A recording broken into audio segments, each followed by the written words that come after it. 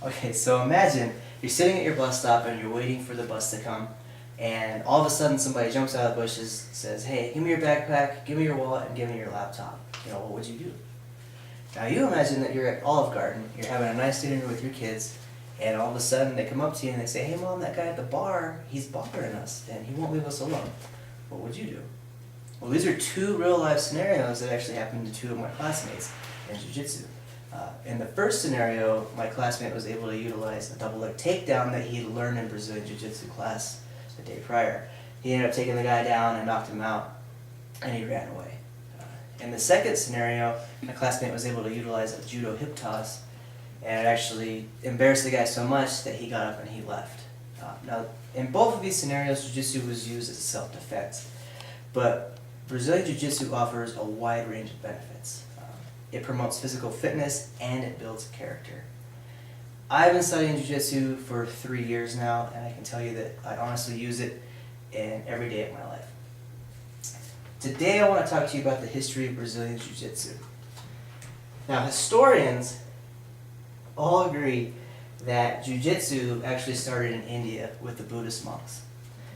The Buddhist monks needed to design a system that was considered empty-handed because they didn't believe in carrying weapons, so they needed a self-defense system that they could use to protect themselves while they're traveling through spreading their beliefs.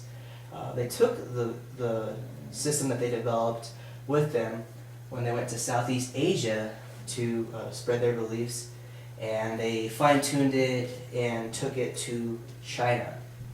In China, it got even more battle-tested and even more proven, and finally they ended up in Japan.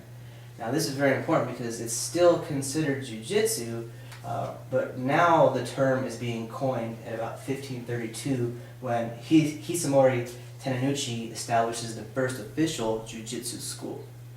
Now, Jiu-Jitsu at that point was used during war. Basically, if you ever got your rifle or your sword taken, you had to have hand-to-hand combat. You had to know how to protect yourself. But at the end of the war, there really was no need for this combat Jiu-Jitsu anymore. So Higoro Kano actually developed his own version of Jiu-Jitsu, which was really more sport-based, and it was called Judo. Most people in America know Judo because it's in the Olympics now. Here is a picture of a Japanese Jiu-Jitsu class, and this is Higoro Kano. Finally, Jiu-Jitsu ended up over in Brazil when Issei Maeda left Japan to go colonize Brazil for the Japanese. When he got to Brazil, he ended up meeting Gustavo Gracie, who actually funded the opening of his school. So Issei was able to start a school, and in return for their favor, Issei trains Gustavo's oldest son, Carlos Gracie, in this Jiu-Jitsu, which is actually judo martial art. Now, Carlos takes everything that he learned over those years and he opens up his own school and he starts to train his brothers.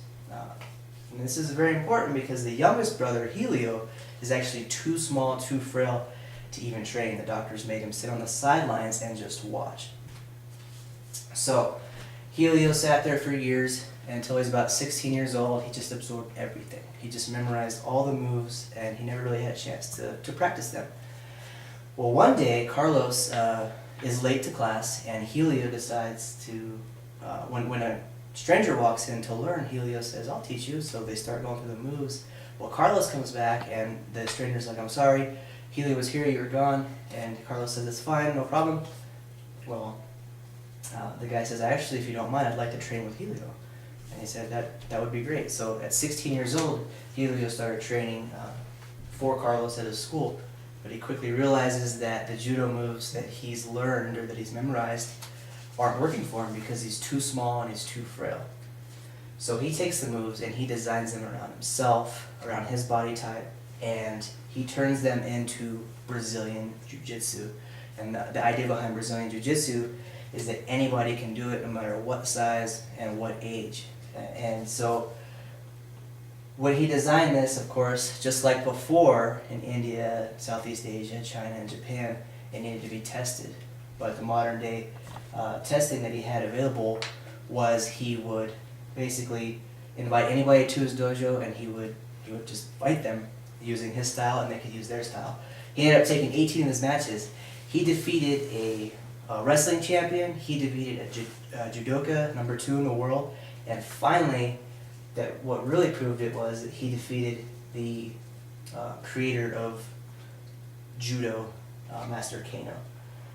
Here's an article of Helio, and this is Helio Gracie. This is the man responsible for the creation of Brazilian Jiu-Jitsu, taking it from the humble monks of India and bringing it to where anybody could do it, to where anybody could protect their family, protect yourself, and today it's available worldwide. The United States, you can get it in Russia, you can get it in India still. So, hope you enjoyed my speech. Thank you.